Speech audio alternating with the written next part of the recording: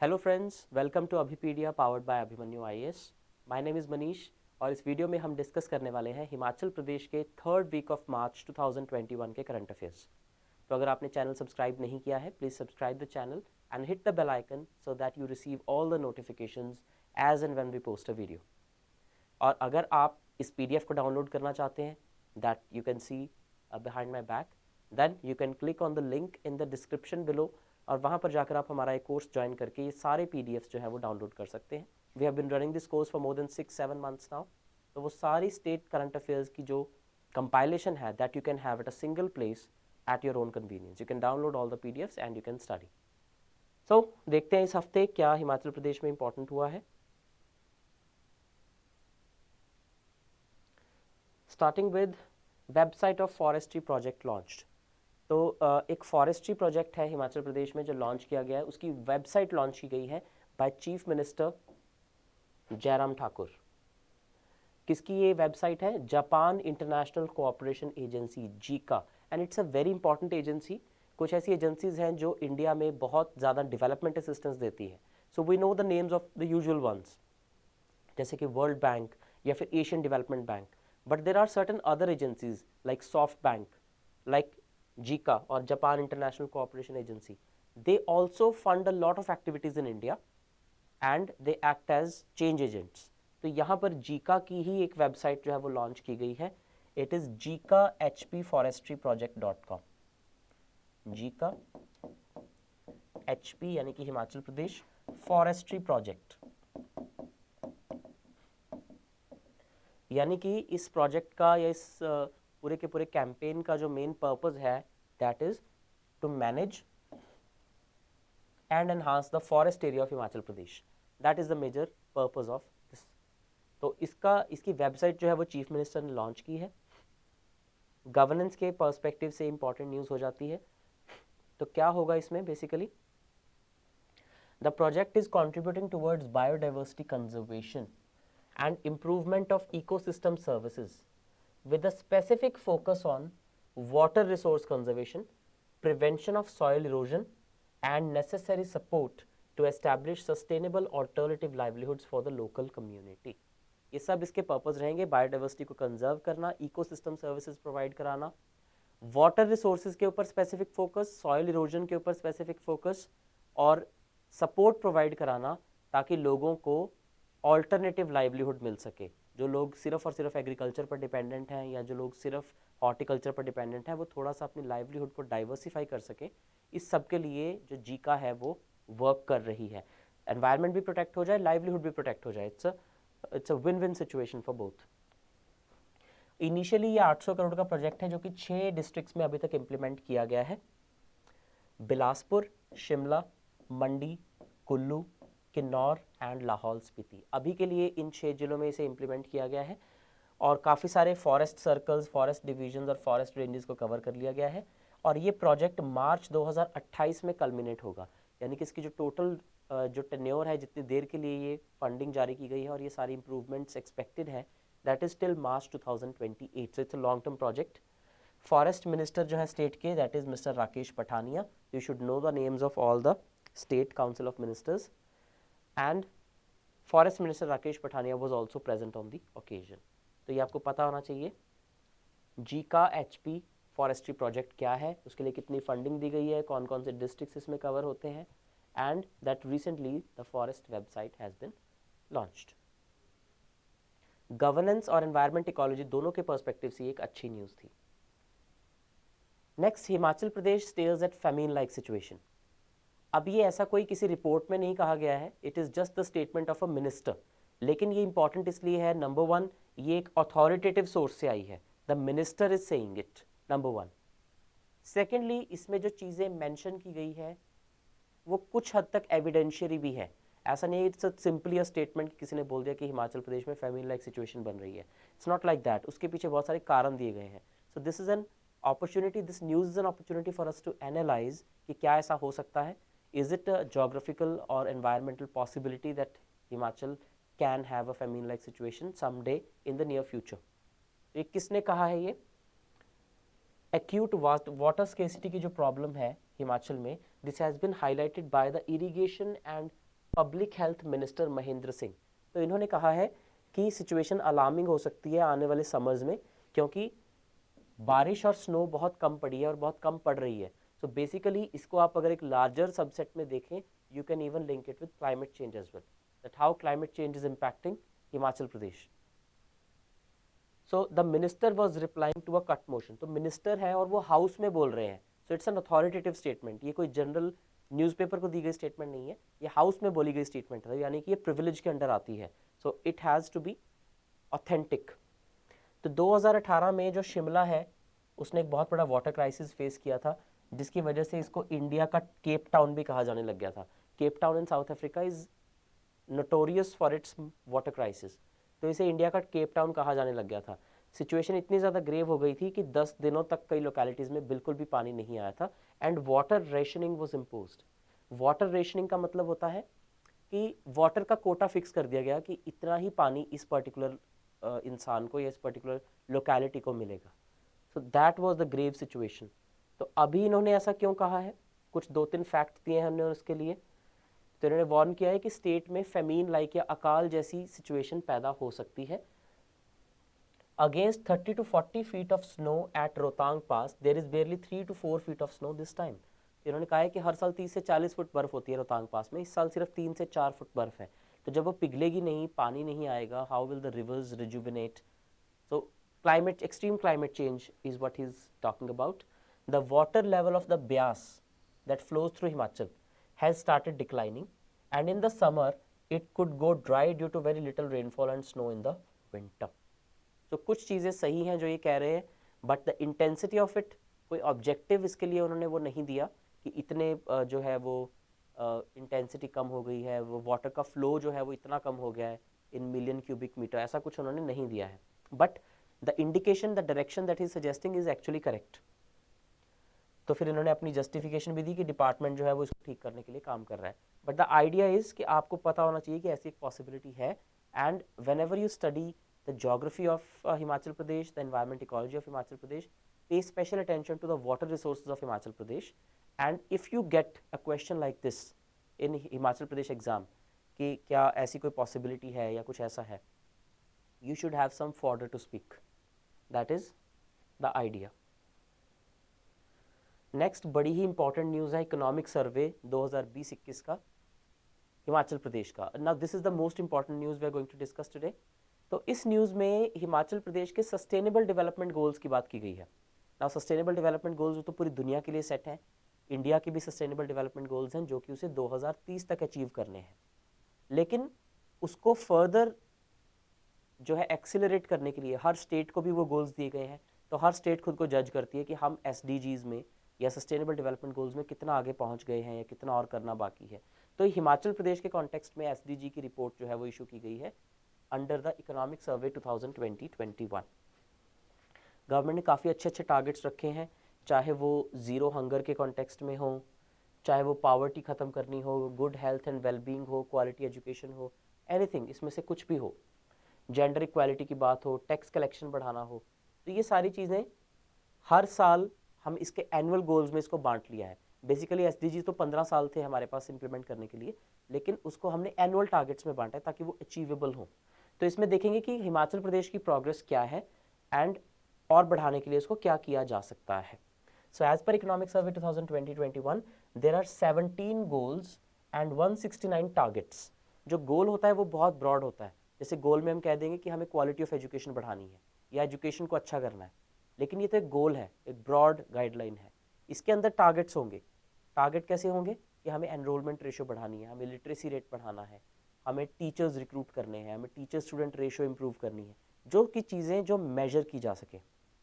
So there are 17 broad goals and 169 targets जो कि हिमाचल के सारे डिपार्टमेंट्स ने इम्प्लीमेंट करने हैं।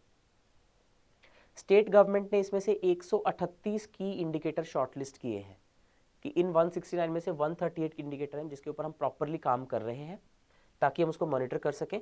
इनमें से 12 ऑलरेडी अचीव हो चुके हैं, 12 have already been achieved and 38 are to be achieved by 2022। अब अगर आपके पास 169 टारगेट्स हैं और आपके 15 साल हैं, तो हर साल अगर आप 10-10 12-12 करके गोल्स अचीव करते रहो, that definitely by the end of 15th year you will be you will have already achieved all the targets. Of course आप जो टारगेट अचीव कर रहे हो उसको मेंटेन भी करके रखना है. तो हिमाचल ने अभी तक 12 अचीव कर लिए हैं और 38 अचीव करने हैं 2022 तक. And remaining 83 are plan to be achieved by 2030, जो कि एक अल्टीमेट डेडलाइन है. So the ultimate deadline for achieving all the SDGs is 2030. जैसे कि अगर नो पावर्टी की बात करें तो नो पावर्टी के केस में 8.1% है, जिसे 2% पे लेके जाना है हमें. जो पॉपुलेशन है अंडर पॉवर्टी लाइन वो अभी 8% है, उसे 8% से कम करके 2% पे लेके जाना है. तो ये आपको पता होना चाहिए. देन हेल्थ इंश्योरेंस प्रोवाइड कराना है, ड्रिंकिंग वाटर प्रोवाइड करवाना है, सीवेज सर्विसेज, इन्हीं सब से ओवरऑल हमें पावर्टी का जो है वो पता चलता है. सीनियर सिटीजन्स को इंस्टीट्यूशनल असिस्टेंस प्रोवाइड करानी है, ये सब कुछ. देन जो सेकंड हमारा गोल है stunting and wasting, health care से रिलेटेड. स्टंटिंग एंड वेस्टिंग क्या होता है? Stunting is basically low height for age. Stunting means low height for age and wasting का मतलब होता है low weight for age. Low weight for age. तो जो चिल्ड्रन जो है वो माल नरिश्ड रह जाते हैं, वो या तो स्टंटेड हो जाते हैं या वेस्टेड हो जाते हैं, या तो हाइट बहुत कम रह जाती है या वेट बहुत कम रह जाता है. तो 5 साल से कम के बच्चे जो हैं उसमें स्टंटिंग और वेस्टिंग को कम करके 15.78% और 8% पे लेके जाना है हमने. यानी कि अभी इससे बहुत ज़्यादा है. स्टंटिंग को 15.78% और वेस्टिंग को 8% पे लेके जाना है. और इसी के साथ विमेन में जो एनीमिया की प्रॉब्लम होती है, जो ब्लड कम होता है, वो जो प्रॉब्लम होती है उसको 30% पे लेके जाना है. अभी बहुत ज़्यादा है, उसको कम करके 30% पे लेके जाना है. नेक्स्ट, फूड ग्रेन्स और वेजिटेबल्स की प्रोडक्टिविटी बढ़ानी है.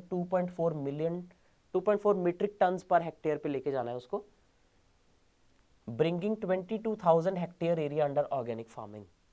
22,000 हेक्टेयर एरिया को ऑर्गेनिक फार्मिंग में लेके आना है. वहाँ पे केमिकल फर्टिलाइजर्स वगैरह यूज़ नहीं करने हमने. 100% मंडीज को ई मार्केट के अंडर लेके आना है. सॉइल हेल्थ कार्ड को सारे के सारे फार्मर्स को प्रोवाइड कराना है. और जीरो हंगर का टारगेट हमें मीट करना है. तो हिमाचल के पॉइंट ऑफ व्यू से बहुत ही इंपॉर्टेंट है सारी की सारी न्यूज़. देन गुड हेल्थ और वेलबींग के अंदर 100% इंस्टीट्यूशनलाइज्ड डिलीवरीज शुरू करनी है हमने. यानी कि जो बच्चे पैदा होते हैं, इंस्टीट्यूशनल डिलीवरीज, जो इंस्टीट्यूशन में जाके डिलीवरी होती है, वो 100% करनी है हमें, ताकि जो इन्फेंट मोर्टेलिटी और मैटरनल मोर्टेलिटी के चांसेस हैं वो कम हो जाए. Bringing maternal deaths and infant mortality rate to below 40 and 23.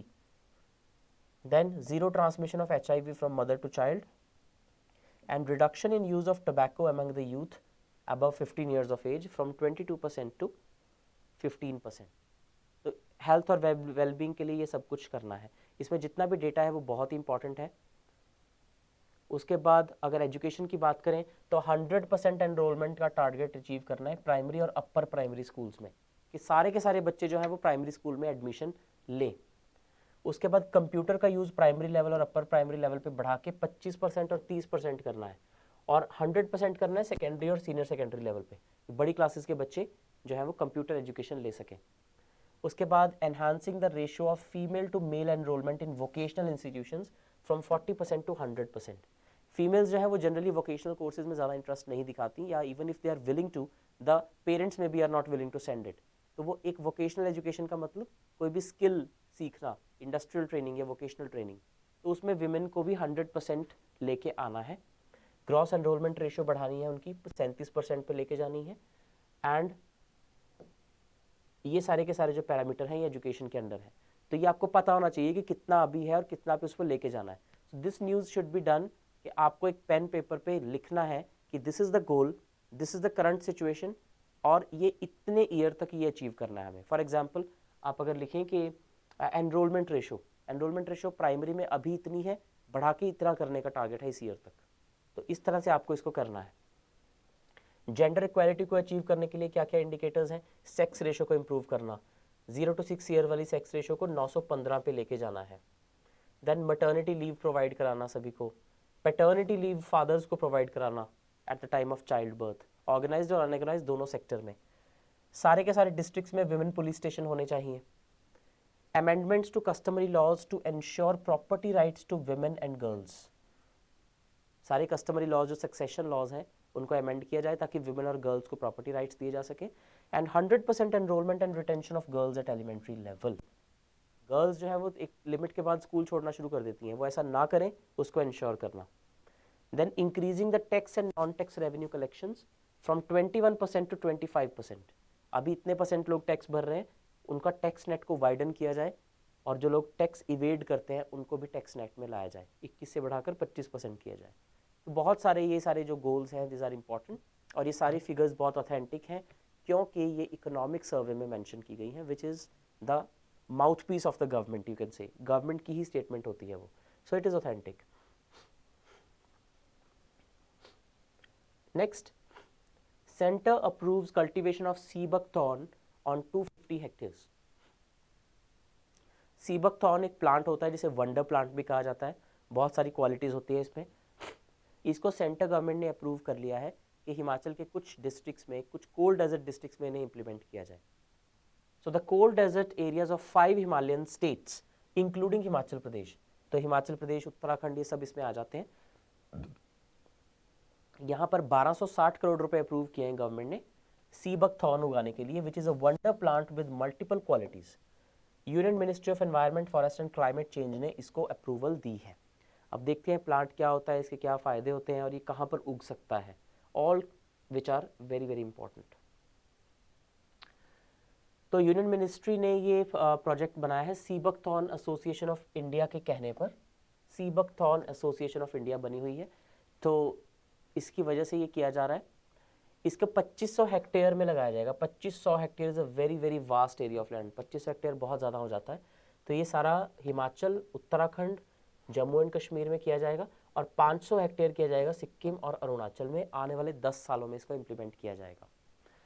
अगर हिमाचल की बात करें तो इसे छरमा कहा जाता है हिमाचल में। So sea buckthorn is known as chharma in Himachal. इसे 250 हेक्टेयर में लगाया जाएगा लाहौल स्पीति और किन्नौर डिस्ट्रिक्ट्स में अगले 5 सालों में, और फिर 50 हेक्टेयर में लगाया जाएगा 2021-22 में। तो बेसिकली इतनी डिटेल नहीं करनी होती, बट यू शुड नो कि कौन कौन से डिस्ट्रिक्ट कवर किए जा रहे हैं और उसकी क्वालिटीज़ क्या होती हैं। 2500 से 4000 मीटर की ऊंचाई पर उगाया जाता है। So first quality of sea buckthorn, it requires an altitude of 2500 to 4500 metres. इसके जो फ्रूट और लीव्स होते हैं they are rich in vitamin C, vitamin E, A, B and K. तो ए, बी, सी, ई और के, इन 5 विटामिन में इसके जो लीव्स और फ्रूट होते हैं वो बहुत न्यूट्रिशियस होते हैं। इसके अलावा carotenoids, sterols, polyphenols and omega fatty acids, ये सारे भी इसमें बहुत अच्छे से मिलते हैं, which have a great demand in food, cosmetic and drug industry. Food industry में भी, ड्रग इंडस्ट्री में भी, और कॉस्मेटिक इंडस्ट्री में भी इनकी बहुत डिमांड है। तो ये एक बहुत अच्छा सोर्स ऑफ लाइवलीहुड हो सकते हैं फार्मर्स के लिए, sea buckthorn, because they require a specific altitude. तो ऑफ कोर्स जिन स्टेट्स के पास नेचुरल एडवांटेज है वही इसका एडवांटेज ले सकते हैं। Now for example a state like Rajasthan can not cultivate sea buckthorn, but हिली स्टेट्स कैन, तो सेंटर उसके लिए ये फंडिंग दे रही है। On the recommendation of ministry of finance,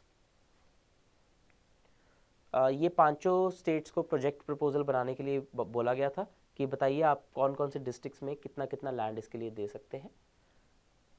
और ये जो यूनिवर्सिटी है, it has also imported 14 mild thorny and high yielding Russian sea buckthorn varieties which will be introduced on small scale under the scheme of the horticulture department on experimental basis। मतलब basically एक तो sea buckthorn की scheme है जो बड़े level पे 5 states में implement हो रही है, उसके अलावा कुछ और वेराइटीज़ भी मंगवाई गई हैं which will be sown at a local level, at a small scale basically. तो ये एक अच्छी न्यूज़ हो जाती है। Then we have survey underway in Shimla to reduce carbon emission. Shimla में कार्बन एमिशन को रिड्यूस करने के लिए एक सर्वे करवाया जा रहा है। कौन करवा रहा है ये survey? International council for local environment initiative, ICLEI। International Council for Local Environmental Initiative is conducting a survey on how to cut down carbon emission from freight vehicles। Himachal से होके जो भी फ्रेट व्हीकल्स गुजरते हैं, जनरली ट्रक्स की बात हो रही है यहाँ पे, उनको उसको कैसे कम किया जाए। ये एक NGO है ICLEI, supported by mayors of various cities across the globe. International NGO है और ये 1990 के आसपास बनाया गया था, जिसका पर्पस ये है कि क्लाइमेट चेंज और सस्टेनेबल डेवलपमेंट में कैसे एक बैलेंस क्रिएट किया जाए। इसके 2 पार्ट्स हैं। फर्स्ट ये कार्बन एमिशंस को कैलकुलेट करता है जो कि फ्रेट व्हीकल से होता है। अब हमें पता है कि ट्रक्स जो हैं वो बहुत ज़्यादा पॉल्यूटिंग होते हैं, तो सबसे पहला टारगेट उन्हें बनाया जाना चाहिए। तो सबसे पहले कैलकुलेट करता है कि फ्रेट व्हीकल से कितना कार्बन एमिशन जनरेट हो रहा है, and second formulating a plan for the smooth transport of goods. Freight vehicles का जो मेन पर्पज़ है दैट इज़ सामान को एक जगह से दूसरी जगह लेके जाना। अगर उसके लिए कोई ऑल्टरनेट बन जाए तो वो पॉल्यूशन कम हो जाएगा। That is a simple approach here. तो इन्होंने हिमाचल में, शिमला में अभी काम करना शुरू किया है, तो सर्वेज वगैरह इन्होंने कर लिए हैं। तो इन्होंने क्या रिकमेंड किया है शिमला में क्या किया जाना चाहिए? जो फ्रेट व्हीकल्स की मूवमेंट है उसको स्मूथ बनाया जाएगा, इंफ्रास्ट्रक्चर अपग्रेड करना पड़ेगा। Number 1, exploring option such as introducing e vehicles, यानी कि इलेक्ट्रिक व्हीकल्स। तो इन्होंने कुछ ऐसा रिकमेंड किया है कि जो भी फ्रेट कैरिंग व्हीकल्स हैं वो शिमला से काफ़ी दूर बाहर तक कुछ नोडल पॉइंट्स बनाए जाएं जहां पर लाकर वो गुड्स को जो है वो ट्रांसपोर्ट कर दे, और उसके आगे सिटी तक और जो पूरा डिस्ट्रिक्ट है उसमें उसको ट्रांसपोर्ट करने के लिए इलेक्ट्रिक व्हीकल्स का इस्तेमाल किया जाए ताकि एनवायरनमेंट भी प्रोटेक्टेड रहे और काम भी हो जाए। ये कहाँ कहाँ सर्वे हो रहा है? पंजिम में भी हो रहा है यानी कि गोवा में, एंड कोची केरला में भी ये सर्वे हो रहा है। तो बेसिकली ट्रक्स जो बहुत ज़्यादा पॉल्यूशन करते हैं, फ्रेट कैरी करते हैं, उनका काम भी हो जाए और वो ज़्यादा पॉल्यूशन शहर के आसपास ना करें, ये करने के लिए दिस एनजीओ इज़ वर्किंग। और धीरे धीरे अगर ये यहाँ पर अच्छा सक्सेसफुल रहता है तो इसको बाकी जगह पर भी इम्प्लीमेंट किया जा सकता है। So Shimla is the place where it is starting, और पंजिम और कोची में भी ये हो रहा है। So this is something important that you should know from governance perspective also, from environment ecology perspective also, right? So this is all that I had to discuss in this class. Thank you and have a good day.